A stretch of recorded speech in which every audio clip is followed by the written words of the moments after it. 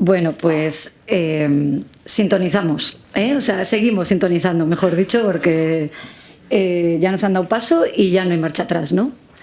Pues nada, estaremos Pachi y yo un ratito, creo que es en torno a media hora, más o menos, porque los horarios los llevamos también al estilo sector, ¿no?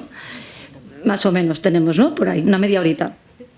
Bueno, y os vamos a intentar hacer una introducción en relación a la misión, ¿verdad? Que ahí recogíamos, pues eso, misión y vida. Y decimos algo así como que caminando en línea recta no podemos llegar muy lejos. Esto nos lo dice el autor del Principito en su capítulo 3, ¿verdad? Y como bien pues lo experimentamos, las personas que estamos aquí, lo que hacemos en el sector social y nuestras obras, desde dónde lo hacemos, por qué lo hacemos y para qué lo hacemos, no deja de ser un camino que está muy lejos de ser recorrido en línea recta. Y la misión que tenemos entre manos, compañeras y compañeros del sector, como bien sabemos, de línea recta tiene muy poco. La misión nos da sentido, nos da horizonte, nos marca la dirección a seguir, nos habla de proceso, de recorrido, de experiencia. Es un camino que merece la pena hacer, pese a que muchas veces es complejo. Otras es bonito, ya que nos permite el lujo de experimentar intensidad, sufrimiento, baches, caídas y remontadas, éxitos y fracasos, luces y sombras. Pelear la vida y pelear por las causas justas nos da sentido como humanidad, como sector, ya que habla de vida, de vidas, de humanidad, de oportunidad, de historia vivida e historia que nos queda por vivir. Vamos a invitaros a ver algunas imágenes en relación a la misión que nos van a ayudar un poco a profundizar, a ir profundizando poquito a poco a través de ellas. Tenemos la primera imagen, que es la estrella de Belén. Vamos a empezar por esta, ya que, según la tradición cristiana, es el astro que guió a los Reyes Magos al lugar del nacimiento de Jesús. El Evangelio de Mateo menciona que los Reyes Magos vieron aparecer por el este la estrella de Belén. Esta estrella, como origen, nos ha marcado y nos marca el camino de la misión. Jesús vino a este mundo por una misión muy clara y muy contundente. Y su herencia no deja de ser tan contundente como lo fue su vida, por y para las causas justas. Y las personas que estamos hoy aquí tenemos el privilegio de recibir y de cuidar esa herencia, sintiendo al ser humano en el equilibrio con la naturaleza como templo sagrado. Muchas de las personas que estamos en este encuentro nos hemos podido escuchar en alguna ocasión hablar sobre los elementos del proyecto apostólico, referidos más directamente a la misión. Siguiendo un cierto patrón a esas ponencias que hemos escuchado anteriormente, algunas de nosotras, vamos a seguir esta introducción con varias imágenes que le siguen a esa estrella de Belén. La imagen de los primeros compañeros en Venecia, que nos habla de amistad, de discernimiento y servicio. Como compañeras y compañeros de misión, en ese caso compañeros únicamente, si no me equivoco, y justicia. Y hoy aquí seguimos los pasos de esa primera amistad como compañeras y compañeros en nuestras obras, en el sector y en las plataformas apostólicas de la Compañía de Jesús, desde la convicción de que esa misión es por y para la reconciliación y la justicia social. La imagen de la Encarnación, que nos habla de un Dios que siembra procesos, transformando personas y comunidades a lo largo del tiempo. Al igual que ese pesebre al que nos lleva la estrella de Belén, cada vida cuenta, y cada momento que le dediquemos es oportunidad de pelear por las causas justas, tal y como lo hacemos en los ámbitos prioritarios del sector social: la infancia, juventud, las migraciones, cooperación internacional. Y a su vez lo trabajamos en muchas tareas tangentes dentro del ámbito penitenciario, la misión obrera, la ciudadanía, la hospitalidad, el voluntariado internacional, que se desarrollan en diálogo con los ámbitos de misión, como son la equidad de género, la participación y ciudadanía y el cuidado de la casa común. Anterior. Vemos la imagen de la debilidad, ¿verdad?, frente al poder, que nos habla de los fracasos y cruces desde los que aprendemos y experimentamos el aliento de Dios. Bajo las derrotas y en el acompañamiento del sufrimiento, en muchas ocasiones nos hacemos añicos y desde esa pequeñez nos hacemos grandes y encontramos aún más la fuerza y el sentido que tiene la misión para romper muros y estructuras de poder que van en contra del bien común.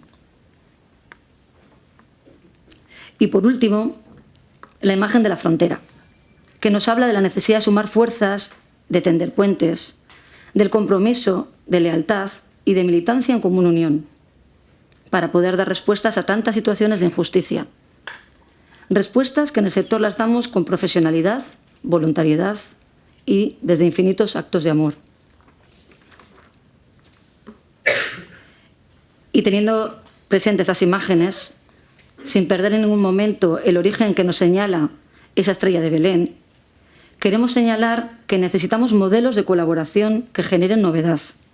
Y para imaginarlos, pues puede ser de ayuda el esquema del proceso de misión, que como bien conocemos ya, y ya lo hemos estudiado, y ya nos lo sabemos de sobra, ¿verdad?, comprende 5 fases: acompañar, servir, investigar, sensibilizar e incidir, para transformar.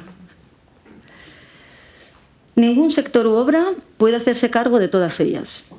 Y aunque las 5 sean hoy parte del apostolado jesuita, el grueso de nuestros recursos está volcado en el servicio y en menor medida en la sensibilización. No obstante, necesitamos integrar el resto de las fases en un proceso que responde, en definitiva, a la integridad que caracteriza a la compañía de Jesús. Seguimos sintonizando y seguimos profundizando en las 5 fases del proceso de misión, que luego pediremos apuntes, o sea, que irlos cogiendo para preguntar, ¿verdad, Pachi? Efectivamente.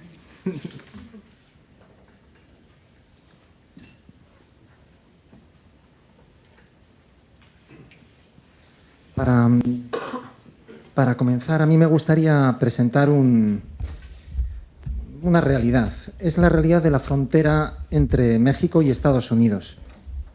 Como sabéis, hay varios puntos, por ejemplo, San Diego, Tijuana, Ciudad Juárez y El Paso, pero hay otro lugar que es Nogales, que tiene una versión mexicana, como bien sabe Maritere, aquí presente, y por otro lado otra versión que es en Estados Unidos. En Nogales, tanto en Estados Unidos como al otro lado de la frontera, en México, hay un trabajo que desarrollan los jesuitas norteamericanos y mexicanos conjuntamente, que es un servicio fundamentalmente a los deportados que han intentado atravesar la frontera y que han sido dejados del lado mexicano. Muchos son centroamericanos, otros son mexicanos, etc. Lo que han hecho primero estos, fundamentalmente son jesuitas, algunos colaboradores, ¿verdad?, es encontrarse con estas personas, una realidad muy dolorosa, ¿eh? Las historias son muy duras en ocasiones porque puede haber personas que han pasado muchos años en Estados Unidos de una manera ilegal, se han tenido que desplazar de nuevo a sus países de origen por alguna situación familiar, de sus padres, etc. Y cuando han intentado reingresar en Estados Unidos han sido deportados. Como os digo, situaciones muy, muy difíciles, muy complicadas. Sabéis que en estos momentos, además, con Trump se fueron dividiendo las familias y les dejaban a unos en Nogales y a otros perfectamente en Tijuana, por ejemplo, ¿no? Allí, como os digo, pues se encuentran con estas personas y tienen un pequeño servicio. Encuentro, acompañamiento, ¿verdad? Encuentro, acompañamiento. Pero tienen también, como os digo, un pequeño servicio. El servicio es de atender a estas personas, ofrecerles una comida, un lugar de protección, un espacio donde descansar y también un pequeño piso, sobre todo para las mujeres que atraviesan una situación mucho más difícil. No solamente han hecho esto, sino que en ocasiones han organizado una Eucaristía, ya veis, con algún obispo, entre la frontera. Como veis, tiene ahí una valla pero no es una valla sólida, sino que está construida a base de una serie de pilotes y, por lo tanto, se puede pasar perfectamente la paz y la comunión. Se puede celebrar perfectamente la Eucaristía a un lado y al otro de la frontera. Pasan bastantes estudiantes de las universidades jesuitas por allí y tratan de hacer una recolección, documentación de casos de qué es lo que está ocurriendo. Y entonces hablamos no solamente de servicios, sino también de reflexión e investigación, de formulación de lo que ocurre, de desvelamiento de la realidad. Y por último, no contentos con esto, pues lo que suelen hacer es organizar, ya no en Nogales, sino en Washington, reuniones con congresistas de los Estados Unidos para contarles lo que está sucediendo en la frontera y para poder influir en la legislación que tiene que ver con la migración en este espacio. Pues como veis, yo creo que esto recoge de una manera muy sencilla que posiblemente nosotros en nuestros lugares de origen también podríamos relatar de una manera semejante en qué consiste este proceso, ¿verdad?, que va desde el acompañamiento hasta la incidencia, la transformación. Como nos decía hace un momento Marta, se trata de un esquema. ¿Y un esquema qué permite? Un esquema permite básicamente reflexionar, pero un esquema es siempre muy simple y no recoge bien la realidad. Con esto lo que os quiero decir es que lo que vamos a ver, seguramente enseguida le podemos descubrir matices, limitaciones, mejoras. Bueno, pero nos ayuda a repensar nuestras respuestas. Y eso, como os digo, es simple y tiene límites. Consiste en estos 5 pasos que ya hemos recordado unas cuantas veces y que, como me han dicho, tengo autoridad para pediros por los pasillos, para preguntaros por los pasillos. Y tiene que ver con estas 5 cosas que podríamos llamar pasos, fases, momentos del proceso. Creo que esto lo hemos aprendido en los últimos años, que nuestra misión tiene que ver con los 5 pasos o con los 5 momentos del proceso de misión. Tiene que ver con todos ellos y que de alguna manera todas las actividades de la compañía, no solamente las nuestras, las del sector social, sino las de cualquier otro sector o institución de la compañía, pueden encontrar aquí un espacio o un reflejo. Bueno, a mí me gustaría subrayar esta afirmación. Ningún sector u obra puede hacerse cargo de todo el proceso.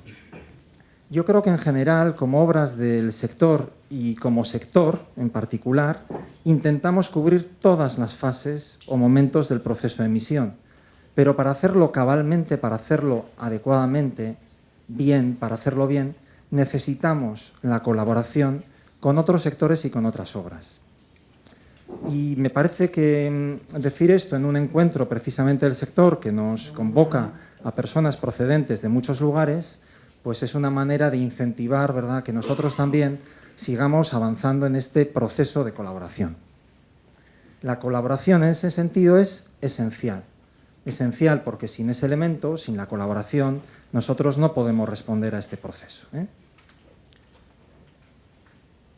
Bueno, esta es la diapositiva en la que me voy a detener un poquito más y luego al final yo he puesto un QR, ¿eh? En la última diapositiva he puesto un QR, porque vamos a trabajar en los talleres cada uno de estos momentos, fases del proceso de misión y bueno, pues he escrito algunas cosas de cada uno de ellos donde he recogido lo que voy a decir ahora y seguramente algunas cosas más que me olvidaré mientras voy hablando, ¿eh? Sí me gustaría, como os digo, detenerme en esta diapositiva. El primer momento es el acompañamiento. El acompañamiento es el espacio del encuentro humano entre personas. Ahí ponía, ¿verdad? Es una fuente espiritual. ¿Por qué? Porque somos seres humanos y lo que nos llena por dentro son las personas. Los encuentros con las personas son lo que nos llenan, lo que genera nuestra admiración, nuestra alabanza, nuestro agradecimiento, lo que generan consolación interna. Es verdaderamente una fuente espiritual. Y ahí también recogemos nuestras motivaciones. Posiblemente cada uno de nosotros estamos en este sector que tiene mucho de vocacional, precisamente porque ha habido en nuestra historia personal, en nuestra biografía, algún momento al menos en que nos hemos sentido empujados por esto, ¿verdad? Y posiblemente detrás de ello hay algún encuentro humano con personas con las que nos hemos encontrado de tú a tú y al mismo tiempo nos hemos dado cuenta de que nos encontrábamos en circunstancias muy distintas, porque son encuentros en realidades de sufrimiento o de dolor. En el acompañamiento, una dinámica muy importante es la de ir hacia abajo. Es la dinámica de la encarnación, la dinámica de la inserción. ¿Recordáis ese relato tan bonito del buen samaritano que precisamente lo primero que tiene que hacer cuando se encuentra con un hombre apaleado al margen del camino, en los márgenes del camino, lo que tiene que hacer precisamente es apearse de su cabalgadura, ponerse a la altura de este hombre apaleado y atenderle, solo entonces atenderle. Nosotros nos tenemos que situar a la misma altura de personas que sufren en unas situaciones que nosotros pues todavía, o en este momento, pues no experimentamos. En el acompañamiento está nuestra condición de credibilidad. Cuando hablamos de estas realidades en otros lugares, no nos escuchan tanto por lo mucho que sabemos, cuanto por la experiencia que portamos con nosotros. Es la condición de credibilidad. No sería lo mismo que estos jesuitas, digamos, que mencionábamos hace un momento en la frontera en Nogales, hablaran con los congresistas habiendo estado o no en ese lugar. Y ciertamente yo creo que en los 10 años, Mari Carmen, 10 años de informes CIE, 10 años de informes CIE, pues ciertamente esa comunicación no tendría ni mucho menos el mismo valor si no estuviera avalada por la larga presencia precisamente en esos centros de internamiento de migrantes. Aquí se generan también relaciones horizontales. Nos encontramos con las personas de tú a tú y descubrimos también nuestra propia vulnerabilidad. Al vernos en un espejo humano, nosotros también vamos descubriendo nuestra propia realidad. Acompañamos a las personas y las reconocemos en este momento del proceso como sujetos de sus propias vidas. Descubrimos sus potencialidades, sus capacidades. Nos damos cuenta de que son igual de seres humanos, pobres, pero capacitados, que cualquiera de nosotros mismos. Es el espacio, ciertamente, del tú a tú. Como esto es un proceso, cuando nos encontramos con las personas, enseguida nos damos cuenta, casi de manera inmediata, nos damos cuenta de que podemos ayudar. Y esto nos permite pasar al segundo estadio, al segundo momento, segunda fase. Podemos ayudar, podemos servir. Nosotros tenemos capacidades y recursos que podemos poner al servicio de los demás. Es muy importante que lo hagamos desde nuestro propio sentimiento de agradecimiento. Damos de lo que hemos recibido. Damos porque nos sentimos llenos. Y posiblemente el primer momento del acompañamiento es conveniente que lo mantengamos a lo largo de todo el proceso porque es lo que nos va a permitir seguir estando en contacto con esas fuentes de motivación que nos permiten realizar un mejor servicio. En la tradición ignaciana nosotros estamos llamados a servir, al servicio. Es una espiritualidad del servicio o de la ayuda. Quienes habéis hecho ejercicios, pues recordaréis cómo Ignacio, precisamente en la contemplación del nacimiento, lo primero que nos dice es que nos introduzcamos en la escena, no solamente contemplar desde fuera, que nos metamos en la escena, ayudando y sirviendo en lo que se ofreciere. Es una espiritualidad del servicio y de la ayuda. Fácilmente, cuando comenzamos en este servicio, nosotros vamos precisando y construyendo instituciones. Las instituciones y la institucionalización es un segundo momento muy importante y que nosotros hemos experimentado a lo largo de estos últimos años. Desde el primer encuentro aquel de hace 30 años hasta hoy, han nacido la mayor parte de las instituciones que estamos aquí presentes y posiblemente han nacido de esta manera, el encuentro con una realidad sufriente que nos ha llevado a dar un segundo paso de mayor servicio. Las instituciones tienden a crecer. todas las instituciones que se prestan al servicio tienden a crecer. Y normalmente encontramos facilidades para que algunas personas nos den, o instituciones nos den, algún tipo de financiación. Las obras sociales más grandes dentro de la compañía son aquellas dedicadas al servicio. ¿Qué ocurre con las instituciones? Pues las instituciones son muy capaces y realizan muchas cosas, y muchas cosas buenas, pero también tienen sus riesgos. Yo os decía que en el momento del acompañamiento nos encontramos en el tú a tú y hay un horizonte de amistad con sus pequeñas dificultades, pero hay un horizonte de amistad en la relación que generamos ahí.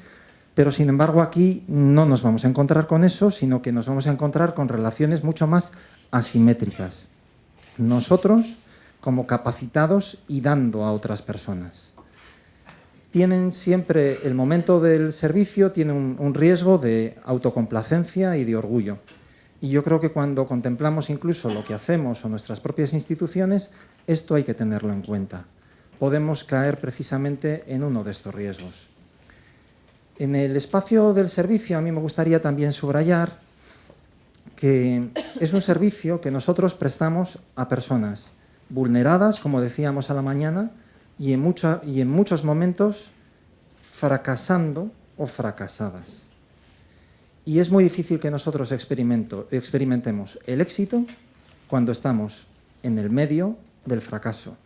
No es raro que experimentemos también en estos momentos nuestra propia insuficiencia y nuestro propio fracaso. Bueno, algunos directores de algunas obras grandes de la compañía, pues lo primero que decían es: ¿qué has experimentado después de años al servicio? El fracaso. He experimentado el fracaso. Bueno, el servicio está llamado a que las personas a las que les ofrecemos lo que tenemos, lo poco que tenemos, crezcan. El servicio objetualiza a las personas, pero nosotros tenemos que tener claro que lo que tratamos es de que las personas sean más sujeto. Tercer momento del proceso. No nos quedamos ahí, damos un paso más, casi de manera inmediata. Y podríamos decir que esto es un sello de la casa. Pensamos la realidad. La pensamos, la reflexionamos, investigamos sobre ella. ¿Por qué suceden estas cosas? ¿Por qué está ocurriendo todo esto? ¿En qué consiste lo que estamos viendo? La investigación, como os digo, es el tercer momento de lo que nosotros hacemos. Es muy importante que lo hagamos reflexionando sobre nuestra propia experiencia. Un elemento que en el sector social lo tenemos muy claro. ¿Qué nos ocurre? Que la investigación no la podemos llevar a cabo nosotros solos. Tenemos pocos recursos explícitamente y exclusivamente dedicados a la investigación dentro del propio sector. Necesitamos hacerlo en coalición, en colaboración con otros sectores. A nuestra mano está, por ejemplo, el sector universitario. Y además es que es una investigación y una reflexión que necesita tener un rigor y una validez que muchas veces nosotros no podemos aportar. Sin embargo, lo que queremos es mantener esa condición de que sea una reflexión y una investigación desde la propia experiencia, desde nuestra propia experiencia. La investigación y la reflexión, el estudio, son necesarias para la creatividad. Y el sector social necesita siempre creatividad, porque la realidad a la que nos dedicamos es constantemente cambiante.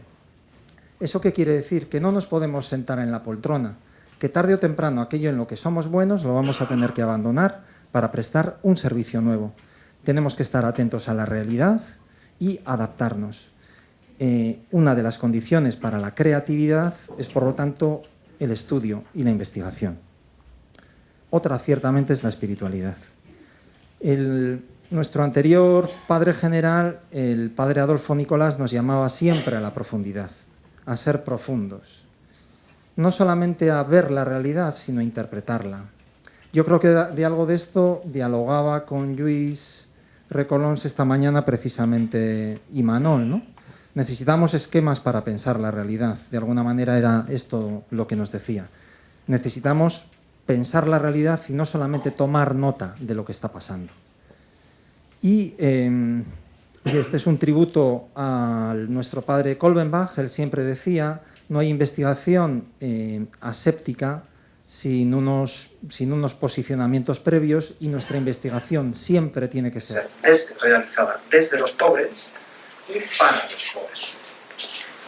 La investigación tiene el papel de un elemento de quicio. Nos permite pasar de las dos primeras fases del proceso a las siguientes.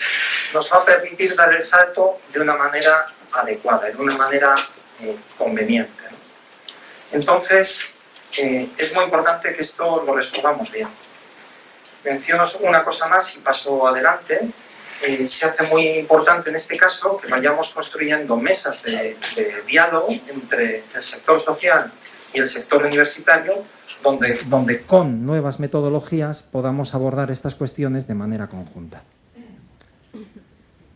El cuarto paso es la sensibilización. Una vez que sabemos, que entendemos lo que estamos viendo, aquello con lo que estamos en juego, nosotros inmediatamente queremos expresarlo. Y este es el paso de la sensibilización. Fundamentalmente, la sensibilización está dirigida a que nosotros podamos generar una nueva cultura, una nueva manera de relacionarnos con la realidad, con los demás, una nueva manera de comprender la realidad. Precisamente tiene que ver con la comunicación de ideas, de imágenes y de sentimientos. Las tres cuestiones son muy importantes, y que podamos hacerlo hacia públicos muy diversos, con lenguajes distintos. Y yo creo que a lo largo de estos años, pues nosotros hemos ido creciendo en capacidad de comunicación y en un buen saber hacer todo esto. Creo que las nuevas culturas, y ciertamente la que nosotros tenemos hoy, tiene fecha de caducidad. Nos lo decía también Imanol esta mañana, desde el año 72, unos límites al crecimiento. Sabemos que nuestro modelo de desarrollo es un modelo insostenible y que por lo tanto tenemos que cambiarlo. Tenemos que cambiar nuestro modo de vida, de producción y de consumo.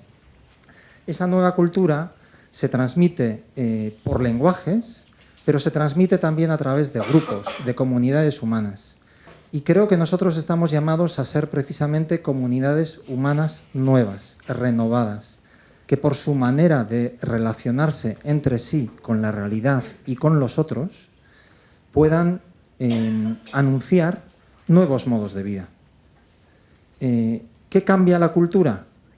La cambian las personas, pero fundamentalmente los grupos, las comunidades humanas. Estamos llamados a que esos inéditos viables los hagamos presentes en nuestras comunidades humanas, en nuestros ámbitos, para que podamos anunciar que realmente otro modo de vivir es posible. El último elemento tiene que ver con la transformación, con la incidencia, con la defensa, podríamos llamarlo. La incidencia. Efectivamente, nos hemos encontrado con espacios donde las personas sufren porque hay condiciones sociales, políticas, históricas que conducen, ¿verdad?, a que estas personas se encuentren así. Esta mañana nos lo recordaba otra vez Imanol, aquello de las estructuras de pecado. El pecado estructural, las estructuras de pecado. Necesitamos transformar y modificar las estructuras políticas, económicas, para que no sigamos paliando lo que está sucediendo en el ámbito del sufrimiento, sino que de alguna manera nosotros también podamos transformar la realidad. Es la defensa de los pobres y va a necesitar de contactar con decisores públicos. Los decisores públicos no saben del lenguaje de la solidaridad, saben del lenguaje duro y práctico de la realidad. Y nosotros necesitamos también hablar ese mismo lenguaje para poder entendernos con ellos. Un proceso, 5 pasos, aparentemente lineal, ¿verdad? Vamos como progresando, aparentemente lineal, pero cuando ya están en juego todos ellos, más bien podemos hablar que vamos avanzando en espiral. Nos realimentamos y se realimentan unos elementos con otros. Y posiblemente la palabra transformación pues afecta a todos ellos. Voy avanzando. Probablemente nos encontramos en la parte de la izquierda, en el lugar de las fronteras. Ahí estamos en las fronteras del sufrimiento, del dolor, de la vulnerabilidad. Y sin embargo, en la parte de la derecha del proceso estamos tendiendo puentes. Y fijaos también, cuando nosotros colaboramos en la parte de la izquierda, en las fronteras, generamos comunidades de aprendizaje y generamos redes que comparten buenas prácticas. Sin embargo, cuando vamos avanzando hacia la investigación, la sensibilización y la incidencia, necesitamos generar agendas comunes, objetivos comunes y también estrategias y tácticas comunes. Resulta más difícil articularnos en la parte derecha del proceso de emisión. Bueno, necesitamos que esto sea un verdadero proceso, que estén conectados los bloques, los momentos, que haya un cierto equilibrio, que estén conectados, como os digo, y que la colaboración sea abierta. Pero también hay dificultades. La tendencia a servir, el servicio tiende a comérselo todo, tenemos instituciones para ello, conseguimos fondos para ello, contratamos muchas personas para ello. Bueno, tenemos recursos económicos, pero no para todo. Los bloques a veces juegan autónomamente y a veces hablar de advocacy hay a personas que les pone enormemente nerviosos. Bien dentro del sector social o bien dentro de la compañía en otros sectores. ¿Dónde están nuestras instituciones? Yo os decía, bueno, todas las instituciones se pueden reconocer más o menos en este espacio del proceso de emisión. Y yo voy pasando un poquito las distintas muy rápidamente. Las comunidades, cuando lo consiguen, acompañan gente. Las parroquias sirven y acompañan familias, personas. Las universidades investigan y sirven. A veces incluso también logran incidir. Los colegios básicamente sirven.